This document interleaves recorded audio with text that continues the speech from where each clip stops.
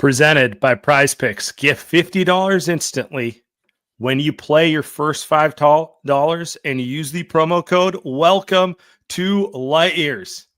Tommy, this series is picked up. We're recording this a day before Game 3 at Chase Center, a day before the Rockets are about to feel the wrath of 17,000 Patagonia vests and Allbirds yelling at them. No more intimidating sight in sports than that, bro. You don't want to see a bunch of angry tech bros. The last thing I want to see walking down a dark alley at night. But no, man, the series is definitely picked up. We obviously all know what happened on Wednesday.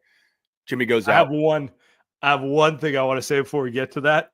If you are going to Game 3, wear the shirt. Wear the goddamn shirts, people.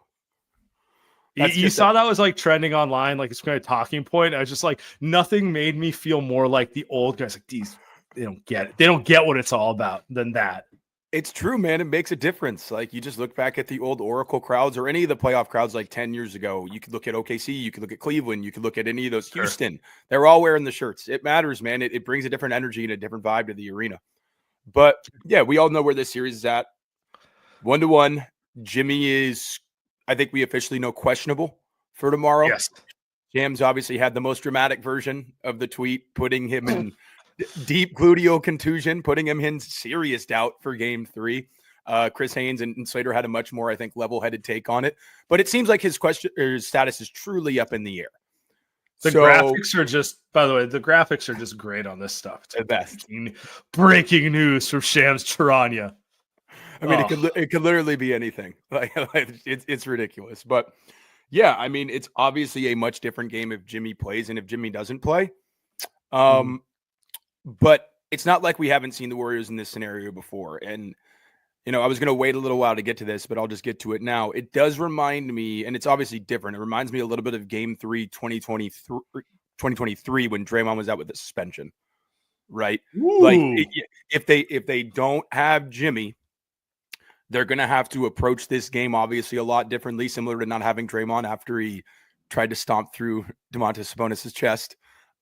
It'll feel similar to that, but I do trust, I think my overarching thought so far has been, I do trust if Jimmy's not available, I do trust Steve, Steph, Dre, this coaching staff to come up with a game plan for one game to get it done and to win. Well, before we get to that, I kind of want to know, where's your head at? Do you think he plays? Let's put it this way. If I asked you right now, this isn't a prediction, just what percentage chance do you think there is that Jimmy plays Game 3? Because part of me is like, he's playing. This is just Jimmy loves, like, he's one of my favorite players, but the man does love the dramatics. He does have a flair for the dramatics, don't poke the bear. What do you say? Pray for the bear. Pray for the bear. Yeah. So like part of me is like, oh, he's playing. This is just playing it up for fun. But there is the other part of me, which is like, look, man, Game 4 is on Monday. There is actually a very logical basketball case to be made for sit one game, let the bruise heal a little more, so then he's good to go instead of feeling like you have to manage it and maybe he has to sit Wednesday and it turns into a bigger thing. So with both that said, where's your head at with this prediction? Well, from what I've read online, from Twitter doctors and things of the sort, it's usually about a 1 game absence for this type of injury. The average time of return is like 5.5 days, somewhere around there. So it would make sense if he misses this next game. I think it's truly right around 50-50. I mean, I think it's probably 55-45 he plays, he doesn't play. I think it's truly up in the air. This is greedy and this is risky. Obviously, I want Jimmy to play if he's good to go. But there's a part of me that would almost like to sit him in Game 3 and see if they can get that win without him and then have him in a better place on Monday. Because like you said, after Game 3, we're on quick turnarounds. Everything's 1 day in between each game. But on the flip side, Jimmy had this exact injury in the 2023 playoffs, to go back to those playoffs again. And I believe after he had this injury, he took a similar fall playing against Milwaukee in the first round. I believe he had games of like 56 and 42. But Jimmy's definitely going to play it up. Like you said, he loves the dramatics. I think he will truly take this down to the wire and make it as dramatic as possible, no matter if he knows he's playing or if he knows he's not playing. All right. So I think, honestly, 50-50. But let's go through the mental exercise. Let's assume he does play. What is your expectation if he does play? Expectation in terms of minutes he plays, expectation in terms of role he plays, aggression he plays with. Jimmy's a unique player in the sense of, like, there are multiple extremes to the ways in which he can play a basketball game. Yeah, and we've talked about this a lot over the past couple of months. He can go into kind of the Andre Iguodala facilitator mode, and then he can obviously go into the playoff Jimmy mode where he turns into an alpha scorer who's looking to ISO more. And the thing is, he does take falls, not as hard as the one he took on Wednesday, but he takes a couple falls that are hard every game. So, like, it's just the nature of his game if he's playing aggressive and going to the rim. If he does play, I would expect him to tone back the scoring a little bit and go into more of that kind of like late regular, kind of, middle of regular season mode where he's facilitating, he's looking to get other guys open. But just his presence out there means so much. Just the fact that he can create a shot reliably, he's going to attract defensive attention. He's going to draw double teams. You can't leave him on an island with lesser defenders. That alone would help this offense so much. And, essentially they'd be really reliant on Pods hitting shots, on Moody hitting shots, on Post hitting shots. And a couple of those guys got to go on last game, not Pods, but we know the reason for that. Looked like he was sick as a dog. But if he does play, I would expect more of a facilitator mode. But knowing Jimmy, he could also just come out and drop 40. Like, it's impossible to say in my mind, but I would assume he goes more facilitator mode, especially because he knows Steph can carry a lot of the scoring burden if he has to. Yeah, to me, if he's in the game, I do think it's going to look more like regular season Jimmy off the bat, which is to say he's more likely to get 10 assists than score 20 points. Mm-hmm. And so for me, the question is, what's the key if he does play? To me, the key is the role guys hitting shots. They're at home. They should feel better. Honestly, feels like a Guy Santos game to me. Guy's kind of an up and down shooter, certainly fouled a lot in the first two games in Houston, but like, it does feel like you feel the crowd, you feel the stomping of the Allbirds, you feel people getting into it. Maybe Guy hits like 2 threes off the bat. That's kind of why, just a reminder, wear your shirts. Going to keep going back to that. That is the key. Key to the game is wearing shirts. Let me be honest. They will win if the lower bowl is full of yellow shirts. They will lose if everyone's too cool. I mean, the issue with that is like none of those people in the lower bowl are online like we are. That's what the real issue comes down to. They're not, unless it's Joe. Joe's the only one who's concerned with Twitter. Shout out Joe for always wearing the shirt. Yeah, he does. We've criticized the guy a lot, especially me. But you got to give the guy credit, man. He's a fan. He absolutely loves this shit. No matter if we get annoyed with him sometimes, he absolutely loves this team and he loves this game. But yeah, it could definitely be a Guy game. We've seen him get really fired up at home multiple times. I thought it was very big that Post got going towards the end of that last game. Just saw a couple go through, even if it was insignificant minutes and it wasn't like that close of a game. Thought that was huge. And you know what? Maybe it's a Buddy game. Everybody's been really frustrated with Buddy over the first couple games, and I get it. He's made some really dumb decisions. I wanted to throw my phone through the TV when he sank too far in the zone and let Jalen get a wide open three at the end of the third quarter. But if he hits his first couple, maybe you just ride that wave. Yeah. I mean, in general, well, they shot the ball pretty well in the first game. They haven't been getting a ton of threes. They've been passing up some open looks. Some of that is Houston's defense. They are flying around. Like, some of it is that, but yeah, I really do think like it is kind of just as simple as hitting your threes as like the counter to if Jimmy's out there, soften up the defense as much as possible, make it less about Jimmy having to exert physical force, which makes him more vulnerable to like aggravation and, more glute pain, whatever you call it, like that sort of thing. I'm looking at someone like Moses Moody. He hit huge shots in game 1, but in general, I feel like he hasn't really been shooting the ball. It's okay if they have a fully healthy Jimmy. If they do not have a fully healthy Jimmy, this would be a nice time for Moses Moody to show the shooter he's capable of being and has been for most of the season, save the last month has been kind of rough for him from deep. Yeah. Yeah. I mean, he's been gun shy. And like you said, I think Houston's length and speed plays a big part in that. And playoff intensity. It's not, Moses has played some playoff minutes, but this is probably maybe the fastest and most aggressive defense that they've played since besides maybe Memphis. Also, with him having the largest role, because Right.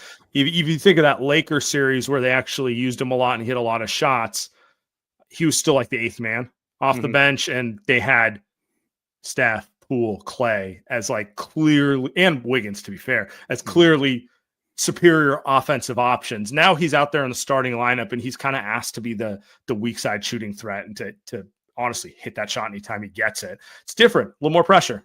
Yep. Yeah, and the Lakers just didn't have the same amount of perimeter speed that Houston has. They had AD, which changes everything, but Houston is really fast and really aggressive on the perimeter, and I think it has him.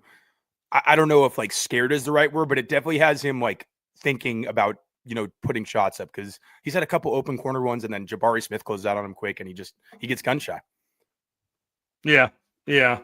So, I mean, that's my thought on it. Do you think anything needs to, I mean, we're spending all this time talking about the Warriors offense, and it occurred to me as like, does defense even become a consideration at any part? Or are you seriously at the same spot I am mentally, which is like Houston's offense is so fucking bad that that's not even really a consideration for me at this point. Like there's nothing they can really do. It felt like they kind of went crazy last game. Like they put up a ton of points.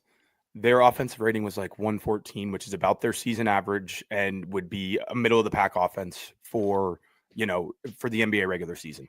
And that's with Jalen Green like going bonkers and scoring 38 points. Şengün had a nice game, and they had some role players hit shots. Fred shot it better. Dylan Brooks shot it better. And it felt like, oh my God, just in terms of what you usually see from the Rockets, this is like a cavalcade.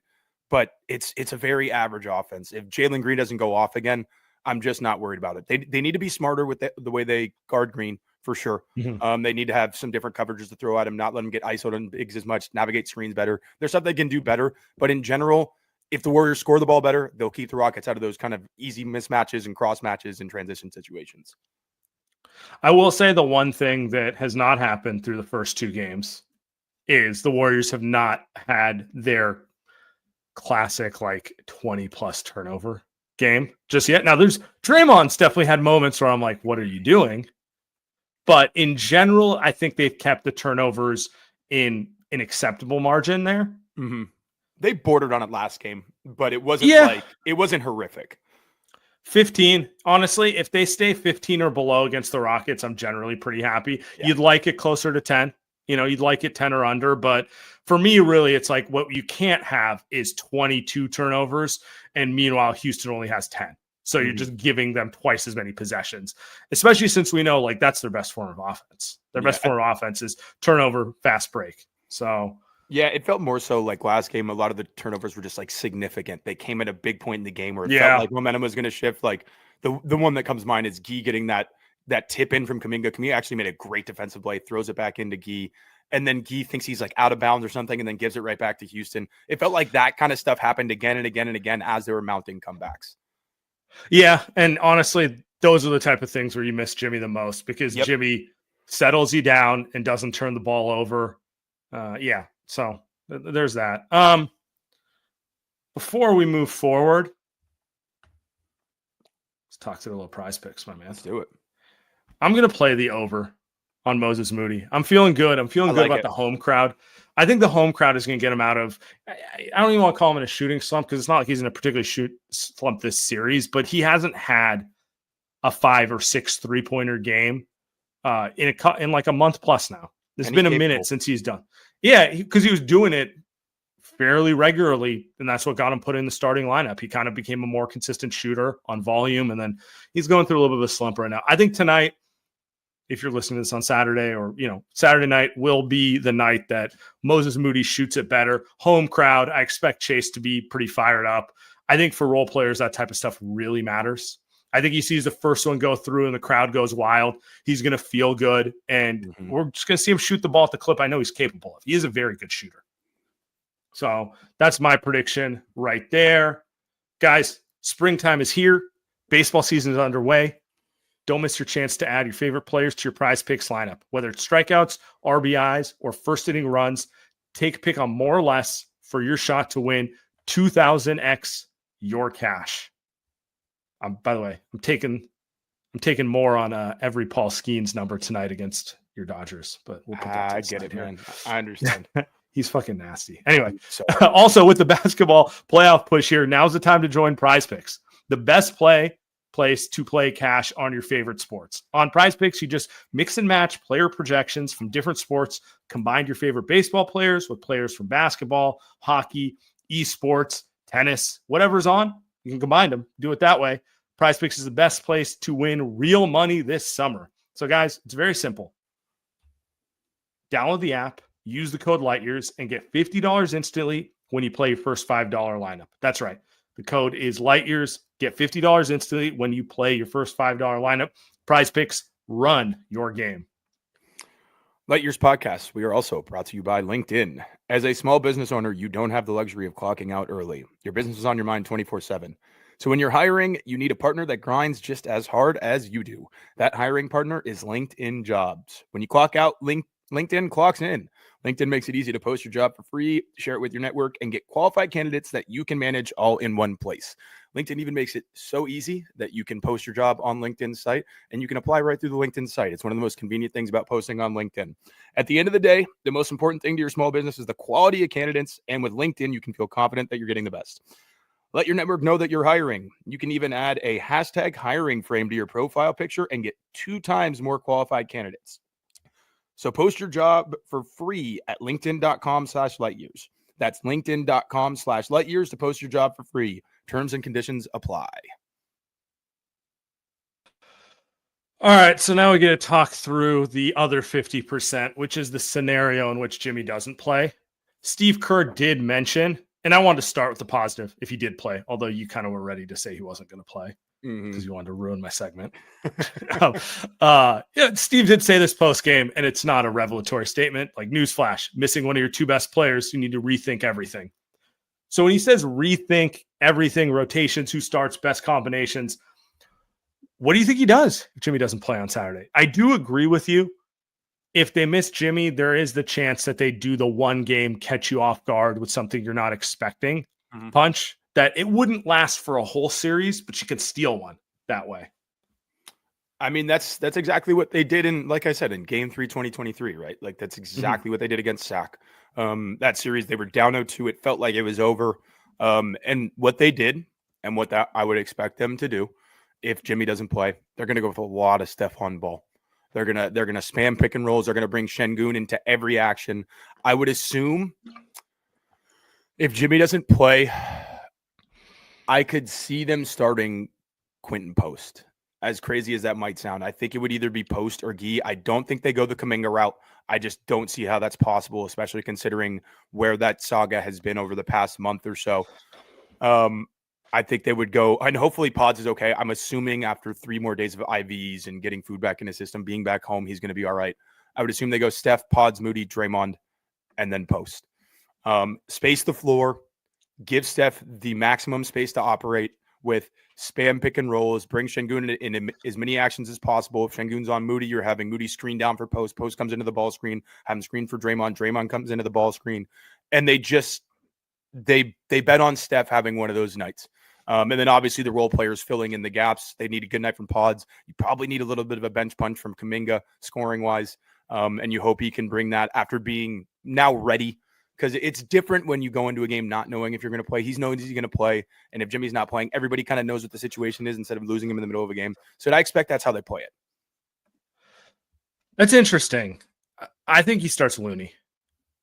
I think when it's leverage time in the playoffs, old reliable, Looney's going to show up in, by the way, best dressed man on this team. Oh, yeah. The Looney playoff fits they don't get better than Jimmy? Better than Jimmy? We'll finally have someone who can match Looney's energy. Yeah. I don't think he's going to put Quentin Post out there because he is a rookie and he's very prone to fouling. And I think the last thing he wants is Quentin Post to pick up 2 fouls in the first 2 minutes. And now you might have lost him for the rest of the game. Not because of foul trouble, but because he's in his own head about playing. Quentin Post is kind of awesome for this team when he comes in, just lets it fly, brings energy. He kind of has the vibe of like a bench gunner, like usually totally a guard. Yeah. Like, so, he's playing to the crowd. He's going to get crowd involvement. And I do like the idea of trying to match him, at least for the first stint with Kuminga. I know it's not the best defensive lineup, but offensively, you're going to put Kuminga in a position to succeed with that group, and you're mitigating the bad start. I think Steph and the Goons, getting Looney out there, setting screens, setting the tone, just not making mistakes early is going to be the route that Steve goes. Even if it's boring, even if everything you're saying on face value is logical and I don't disagree with, I think we're going Looney. I hate it, but it makes sense. I mean, that's definitely what he's going to do. And as you're saying that, I'm kind of processing it.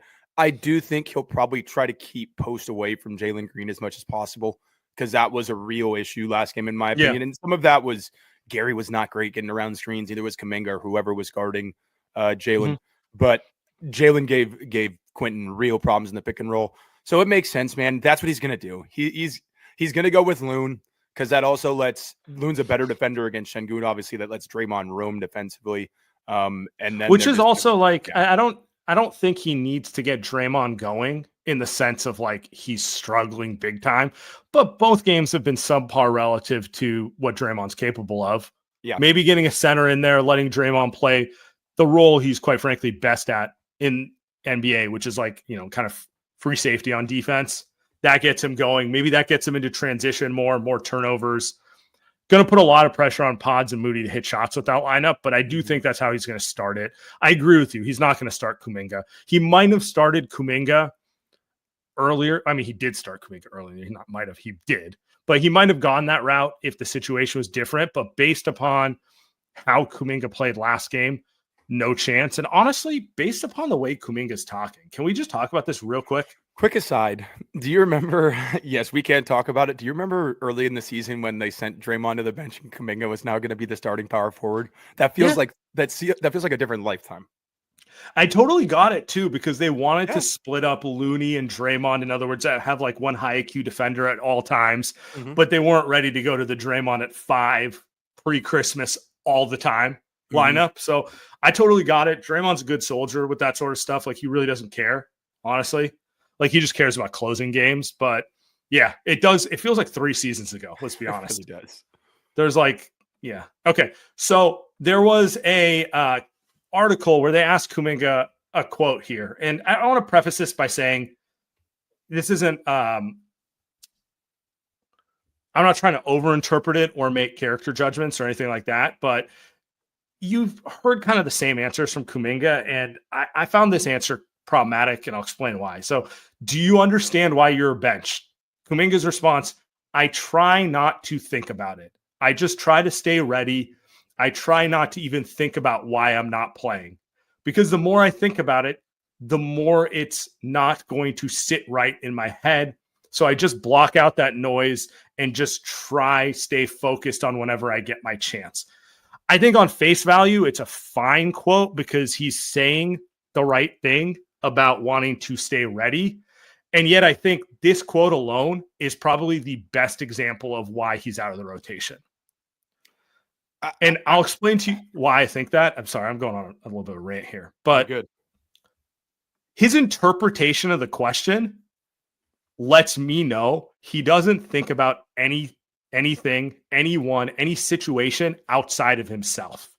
He's interpreting this as why I'm not playing instead of what the team needs me to do to play, which is a subtle nuance. It's not particularly unique for a young player, but this is the 4th year in a row of it.